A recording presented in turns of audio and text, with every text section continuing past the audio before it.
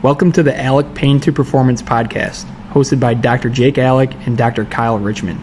Here we discuss health, fitness, and nutrition-related topics. Dr. Richmond and I are chiropractic physicians based out of Frankfort, Illinois. We treat all things pain. If you move it, we treat it. For more information about the clinic or us, check out AleckPainToPerformance.com. We appreciate your time and attention and hope you enjoy the show. All right, guys, we're back this week. Big topic, creatine. We've had a lot of questions lately, especially from parents on, hey, is this safe? So let's kind of just dive into what creatine is and why we should use it. Yeah, so creatine is a form of supplementation. So it's a human performance enhancer. And when it comes into any sort of supplementation, it's not necessarily the most important thing in the world, right. Even though parents and kids in grade school or high school think it is. Yes. It's more the icing on the cake than the cake itself. So when it comes into it, it's a supplement, which is it gives us the muscle a little bit more energy at quicker times. So the breakdown of it is we take this supplement called creatine, and it floods the muscle, which allows the muscle to use that as its first point of energy versus this thing called ATP, which are muscle stores.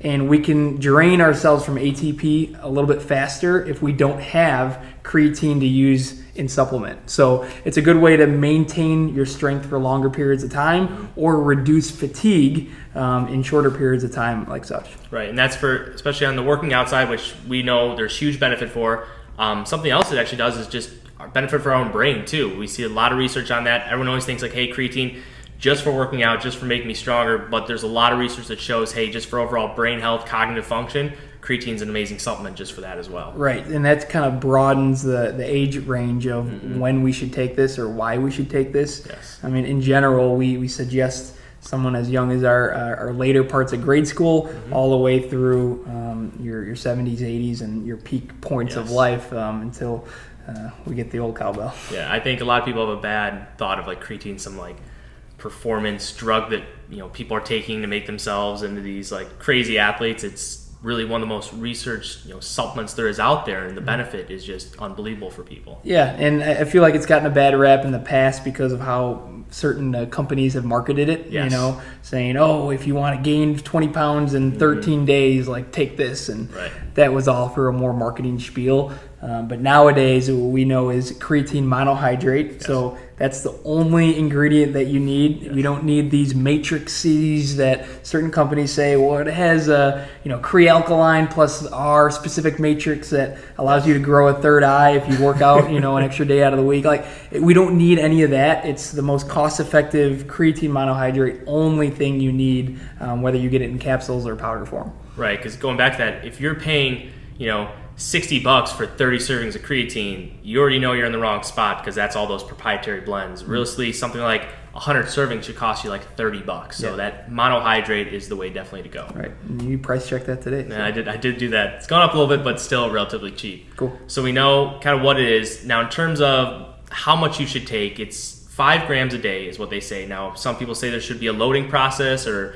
some sort of whole build up to it. What do we know is true to be about that? Yeah, so it's not, creatine isn't like a hormonal drug where you got to kind of have to go big doses and then whine off of it and then big doses again. It's something that you just take consistently, and then you don't really see a short-term benefit. It's more of as you take it consistently, you're just going to get the benefits in the longer run. Right. So that's why we agree on 3 to 5 grams, 3 being maybe if you're just getting into it at a younger age. But once you're older than high school and more into college and on, for sure 5 grams a day, and just take it with food. Yeah, you hit a big part on that. Just like any other supplement, maybe like a fish oil or vitamin, you just take it every day and you'll see the effects over time. Not like you just take it one day and all of a sudden, there we go. Yeah, it's not like caffeine or a stimulant where it's like 30 minutes later I feel the effects on that. Right. It's more just stay true with the process and just take what the leaders in the industry are saying, and it's more the people that have done all the research to figure out. It's pretty standalone just to take that by itself. And that's pretty big to say too, is we take this, you take it every day. You don't have to cycle it. How long or when should people take it throughout their day? Does it matter if it's before or after workout, or when should they take it? Yeah, so just with the gut, we know that you should just take it with food because sometimes if you take it on an empty stomach, the body doesn't like digesting it by itself. Right. So if we have breakfast, I typically suggest people to say take it at a time where you normally are always sitting down just having food, whether that's you're always sitting down having breakfast, okay, right. You put your creatine supplement right by, where you have your eggs or whatever you do. Or sometimes people will do it at dinner because they're always sitting down and mom and dad just reminds Johnny to have his creatine right after he eats dinner. So as long as it's just consistent with food or after food, that's just the most important part. Yeah, because I know for me, like most consistently, I'll do it with my protein shake because I know, okay, for me, I get an unflavored one. It has to add to something. You guys don't have to go out there and put it in like just plain water and drink it anytime.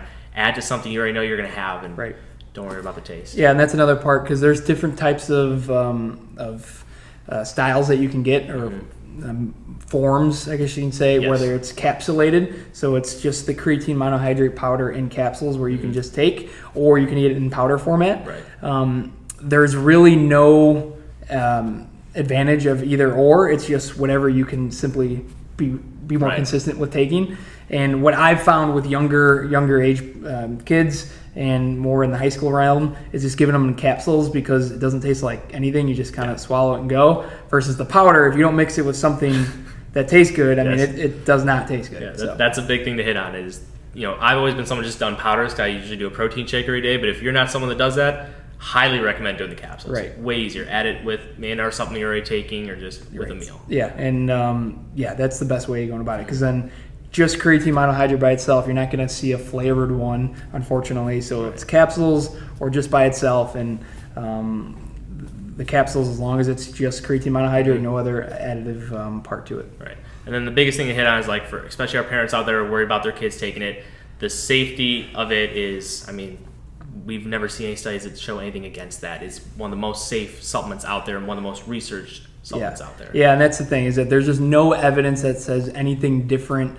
for poor health outcomes for the liver, for example, that kind of breaks that down and disperses to the muscle. Right. So when there's so many research studies and things and there's a net conversation that says there's no bad implications of taking this on the daily, then we got to roll with that because it's not like a one study said all. There's just so much data out about creatine, so that allows us to feel totally okay. And he's suggesting that towards parents and parents themselves and their children, but also it's just rock and roll with it. Yes, I think a lot of people forget too is like creatine is not this like foreign substance. Like we already have in our bodies, we have it in our foods. It's just getting a little bit more just to see more benefits. So it's not like this crazy thing they came up in a lab. It's something that we do have already in our bodies. Right. And for example, if you want 5 grams of creatine in food form throughout the day, you'd have to eat roughly 1 pound of red meat a day. Right. And a lot of people aren't anywhere close to that. There's certain people maybe, but you might be. Depending on the day. But so that's the food equivalent. So if you just again, modern day science just makes it a little bit easier for us to optimize the body with certain things. Right. And having encapsulated creatine is a little bit easier for us to hit that goal threshold of providing the best value for our body. Agreed. Well, I think we hit on all the major points. Yep. So feel free to reach out if you have any more questions, but this is something that we suggest for a large range of demographics of people, whether you're mom and dad that's just trying to thrive as a age on. It's great for you because it allows you to get the most out of your muscles in the gym with strength training. When it comes into anyone in the athletic performance world, you're going to have an edge on training and in your actual competition because you'll have an extra layer of energy in your muscles to produce. So, and even some for, again, older adults, it's not just because you have to have it if you're going to work out. If you're someone just going and walking and just any sort of resistance-based things throughout your day, still highly recommend. Right. Yeah. So, and feel free to look out on more information on yourself, but also reach out. We love kind of sharing details on this. All right. Cool.